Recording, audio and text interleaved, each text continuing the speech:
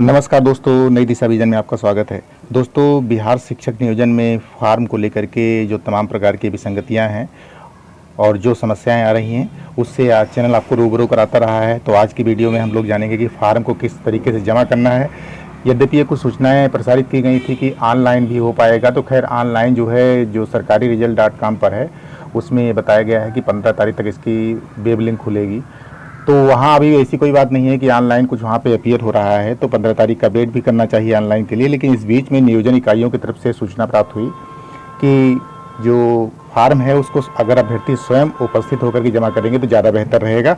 तो आज का वीडियो इसी बात को लेकर के है और हम लोग जानते हैं कि किस प्रकार की सूचना वहाँ से प्रसारित की जा रही है। सबसे पहले तो जो है आप लोगों ने पूछा था कि सर जो शैक्षणिक योग्यता और शिक्षक पात्रता परीक्षा है, तो यहाँ पर आप स्क्रीन पर देख पा रहे हैं जो जैसे भरा गया है ये मेरी तरफ से उपयुक्त और सही है। आगे चल के जो है कुछ सूचनाएं यहाँ पर जो है ये भी बताई गई हैं कि 2019 तक टीईटी सीटेट पास 18 माह के डीएलएड वाले ही भर सकेंगे फॉर्म। तो यहाँ पर दिसंबर सीटेट पास नहीं हो सकेंगे शामिल। तो ये आज के अखबार में निकली हुई सूचना है और इस प्रकार की सूचनाएं पहले भी प्रसारित की जा चुकी हैं। थोड़ा सा हम लोग इस सूचना का रुख कर लेते हैं। यहाँ पर लिखा हुआ है एनआईवीएस से 18 माह का डीएलएड करने वाले वैसे अभ्यर्थी प्रारंभिक शिक्षक नियोजन में शामिल हो सकेंगे जिन्होंने सितंबर 2019 तक सीटेट या टेट को उत्तीर्ण कर लिया है। सीटेट का रिजल्ट दिसंबर में आया था और इस प्रकार 2000 अभ्यर्थी सीटेट में सफल हुए थे। शिक्षा विभाग ने साफ कर दिया है कि दिसंबर 2019 में सीटेट उत्तीर्ण करने वाले अभ्यर्थियों को नियोजन में शामिल होने का मौका नहीं मिलेगा। प्राथमिक शिक्षा निदेशक डॉक्टर रणजीत कुमार सिंह ने बताया कि प्रारंभिक शिक्षकों की बहाली के लिए सितंबर-अक्टूबर 2019 में ही आवेदन लिए गए थे और आवेदन की अंतिम तिथि से पहले टेट या सीटेट पास करने वाले को ही आवेदन का मौका मिलेगा। तो यहाँ पे बताया गया आवेदन की अंतिम तिथि, तो ये शिक्षक बहाली की जो तिथि थी, नोटिफिकेशन था, उसके पहले जिन्होंने अपनी शैक्षणिक अर्हता को प्राप्त किया था जिसमें कि जुलाई सीटेट आता है, उसके पहले वाला आता है स्टेट आता है, तो ये सारी चीज़ें जो है इस पेपर में आज छपी हुई हैं। हालांकि इस चीज़ के बारे में पहले भी प्राथमिक शिक्षा निदेशक डॉक्टर रणजीत कुमार सिंह के द्वारा बताया जा चुका है। तो आगे चल के हम लोग रुक करते हैं कि कौन कौन से डॉक्यूमेंट लगेंगे जो नियोजन इकाई की तरफ से निकल करके आया है। यहाँ पर लिखा हुआ है, ये ज़्यादा जरूरी है आपके लिए क्योंकि आप फार्म जमा करने जाएंगे, तो सारी चीज़ें जो है यहाँ पर लिखी है। यद्यपि चैनल के द्वारा बताया जा चुका है लेकिन नियोजन इकाई की तरफ से क्या बताया गया है इसकी जानकारी भी आपको देते हैं। कक्षा 1 से 5 बेसिक ग्रेड हेतु आवश्यक छाया प्रति और कागजात। तो यहाँ पर कागजात के बारे में जो बताया गया है, पहली बात है टेट का प्रमाण पत्र, दूसरा है माध्यमिक का अंक पत्र और मूल प्रमाण पत्र और बंधिक प्रमाण पत्र। यहाँ पर जो इंटर का अंक पत्र, मूल प्रमाण पत्र और प्रशैक्षणिक अंक पत्र, मूल प्रमाण पत्र, और इसके बाद यहाँ पर आगे है जाति प्रमाण पत्र, आवासीय प्रमाण पत्र, पता सहित 2 लिफाफा जो कि बताया गया था आपको। एक पर मात्र टिकट होना चाहिए, तो टिकट के बारे में आप लेते जाइएगा। टिकट वैसे नहीं लगना चाहिए बाई हैंड में, लेकिन यहाँ पर लिखा हुआ है तो जो कुछ वहाँ पे मांगा जा सकता है कुछ एक्स्ट्रा आप जरूर लेके जाइएगा। सभी कागजात पर यहाँ पर लिखा है स्व अभिप्रमाणित हस्ताक्षर सहित आवेदन पत्र। जो भी डॉक्यूमेंट आप लेके जाएंगे उस पर आप सेल्फ अटेस्टेड कर लेंगे जरूर। और इसके बाद अगला पॉइंट इसमें दिया गया है यहाँ पर आवेदन पत्र अभ्यर्थी स्वयं उपस्थित होकर के जमा करेंगे। तो यहाँ पर जो आपका मेन पॉइंट यहाँ पर है ये लिखा हुआ है आवेदन पत्र अभ्यर्थी स्वयं उपस्थित होकर जमा करेंगे, ये इम्पॉर्टेंट है। और आवेदन पत्र पूर्णतः भरा होना चाहिए और काउंसलिंग नियोजन के समय सभी मूल प्रमाण पत्रों का होना आवश्यक है। जैसा कि कुछ लोगों ने बताया था कि हमारा डॉक्यूमेंट अभी नहीं मिला है, तो उनको प्राप्त करके तो जाना चाहिए, इस बारे में तेज़ी दिखानी चाहिए। सवाल नौकरी का है, जरा सी कमी के कारण अगर फार्म रिजेक्ट हो जाता है तो आपको दिक्कत का सामना करना पड़ सकता है। आपको तनाव भरे समय में बहुत मुश्किल से बहाली का मौका आया है, तो ऐसी स्थिति में अगर आपको जो है शिक्षक बहाली से वंचित किया जाए किसी कारण से, तो वो ठीक नहीं पड़ेगा। उसके लिए आप ये केंद्र प्रकारण करिए और अगर मान लीजिए फिर भी नहीं होता है तो मैं अपनी तरफ से बताता हूँ कि आपको एक शपथ पत्र देना चाहिए और उसमें कारण दर्शित कराना चाहिए, तो हो सकता है इससे भी आपका काम बन जाए। जो जो चीज़ें आपको नहीं मिली हैं, जो डॉक्यूमेंट नहीं मिले हैं, उनके लिए जो है आपको एक शपथ पत्र साथ में लेकर जाना चाहिए कि हमारा इस कारण से नहीं मिला है। अगर वो मान्य हो जाए तो बहुत अच्छी बात है।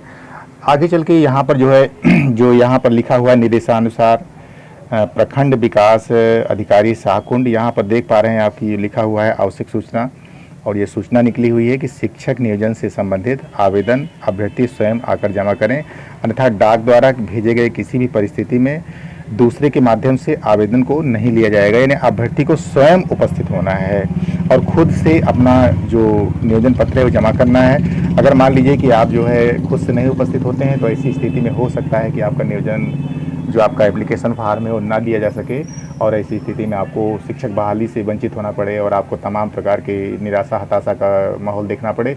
तो ये बहुत ज़रूरी है कि जो जब जाएं वहाँ पर तो सारे डॉक्यूमेंट की तैयारी करके जाएं। और यहाँ पर जो है आपको ये भी जानकारी है कि यहाँ पर नियोजन में जो भी कुछ कागजात हैं, जैसे फार्म जमा करने के लिए प्रमाण पत्रों में क्रमबद्ध तरीके से जमा करें। यहाँ पर लिखा हुआ है क्रमबद्ध तरीका। तो क्रमबद्ध तरीकों का मतलब ये होता है कि एक सीरियल होता है, यहाँ पर फार्म जो है पहले सबसे पहले होना चाहिए। इसके बाद बीटेड सीटेड जो भी हो उसका एडमिट कार्ड जरूरी है। इसके बाद प्रशिक्षणिक प्रमाण पत्र की छाया प्रति जरूरी है। स्नातक प्रमाण पत्र और अंक पत्र की छाया प्रति, मैट्रिक का प्रमाण पत्र और अंक पत्र की छाया प्रति, यानी एक सीरियल होता है। इसके बाद इंटर का प्रमाण पत्र, इसके बाद जाति प्रमाण पत्र, आवासीय प्रमाण पत्र, अनुलग्न प्रमाणित किया हुआ और 2 लिफाफा, यानी इसमें 10 कॉलम बने हैं जिनको कि मतलब बताया गया है कि क्रमबद्ध तरीके से जमा करना है। तो अगर आप इसको क्रमबद्ध तरीके से ले जाएंगे तो वहाँ पर जो है ये नियोजन इकाई की तरफ से भी है कि इतनी चीज़ें आपको क्रमबद्ध तरीके से ले जानी है। इसमें फिर से देख लेते हैं एक बार, फार्म पूरा भरा हुआ, बीटेड सीटेड का एडमिट कार्ड और प्रशिक्षणिक प्रमाण पत्र की छाया प्रति, स्नातक का प्रमाण पत्र अंक पत्र की छाया प्रति, और यहाँ पर मैट्रिक का प्रमाण पत्र अंक पत्र की छाया प्रति, और इंटर का प्रमाण पत्र अंक पत्र की छाया प्रति, और जाति प्रमाण पत्र की छाया प्रति, आवासीय प्रमाण पत्र की छाया प्रति और अनुलग्नक प्रमाणित किया हुआ। इसके बाद जो है 2 लिफाफा, ये 2 लिफाफा आपका लगा है। और यहाँ पर 2 लिफाफे में टिकट की बात नहीं बताई गई, लेकिन अभी नियोजन इकाई का मैंने बताया था वहाँ पर जो है एक लिफाफे में टिकट वो मांग रहे हैं, तो आपको टिकट अपनी तरफ से व्यवस्था कर लेनी चाहिए और लेके जाना चाहिए। और जब नियोजन फार्म आपका जो है वहाँ पर जब जमा होने लगे तो ऐसी स्थिति में आपको सारे मूल अभिलेख भी लेकर जाने हैं, जिनकी जीराक्स आपने आवेदन के पत्र के साथ संलग्न किया हुआ है उसको भी लेकर के वहाँ पर जाना पड़ेगा, जिससे कि उसका मिलान करेंगे और मिलान करने के बाद आपका कंफर्म हो जाएगा। और आपको एक पावती रसीद भी प्राप्त कर लेनी है ताकि इमरजेंसी में कभी भी आपको कोई दिक्कत आए तो आपके पास जो रिसीविंग है उसको भी संभाल करके रखनी पड़ेगी और उसको लेकर के आएंगे। तो जो कुछ भी नियोजन फार्म के संबंधित है, हाँ एक बात इसमें यह है कि ऑनलाइन वाला जो तरीका है अभी वो ओपन नहीं हुआ है। अगर ओपन होगा तो उसकी त्वरित सूचना आपको चैनल के द्वारा प्रदान की जाएगी। अगर ऑनलाइन से जो है जमा होता है तो बहुत बेहतर होगा, लेकिन यहाँ पर नियोजन इकाई की तरफ से जो निकल करके आया है उसमें स्वयं उपस्थित होकर, तो दोस्तों अगर स्वयं उपस्थित होकर के अगर आप अपने फार्म को जमा करते हैं तो उससे बेहतर कुछ भी नहीं है। बशर्ते कि हो सकता है कोविड-19 के इशू के कारण जो है अगर भीड़ भाड़ होती है तो ऐसी स्थिति में हो सकता है कि आपको जो है कहा जाए कि आप जो है नहीं आएंगे। और निश्चित रूप से जो भी कुछ निर्देश है वो प्राथमिक शिक्षा निदेशक डॉक्टर रणजीत कुमार सिंह जी की तरफ से भी जारी हो चुके हैं।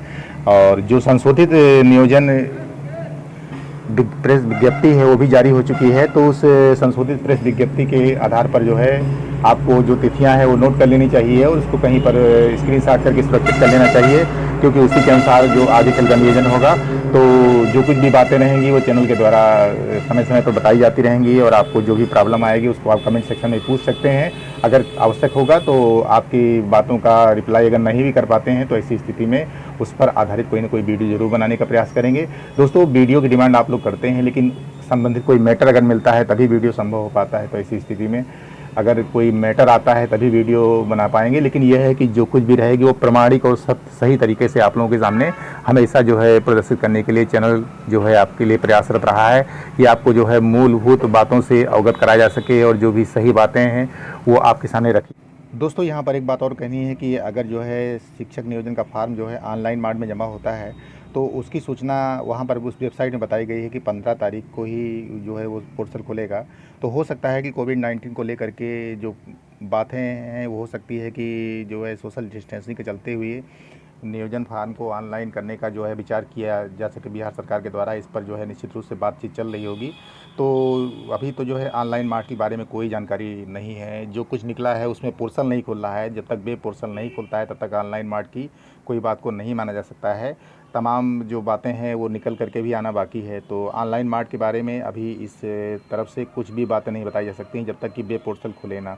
तो जैसे ही वो ऑनलाइन मार्ट में वेब पोर्टल खुलेगा तो ऐसी स्थिति में आपको निश्चित रूप से जो है वेब लिंक उपलब्ध कराई जाएगी और ऐसी स्थिति में आप लोग वहाँ पर जा कर के ऑनलाइन फॉर्म जमा कर सकते हैं। लेकिन अगर ऑफलाइन जमा हो जाता है और उसकी पावती आपको मिल जाती है, रिसीविंग मिल जाती है और संबंधित जो है इकाई में, तो ऐसी स्थिति में आपके लिए ज़्यादा सुरक्षित रहेगा। तो आज की वीडियो में इतना ही, मिलते हैं अगली वीडियो में। नमस्कार, जय हिंद, जय भारत।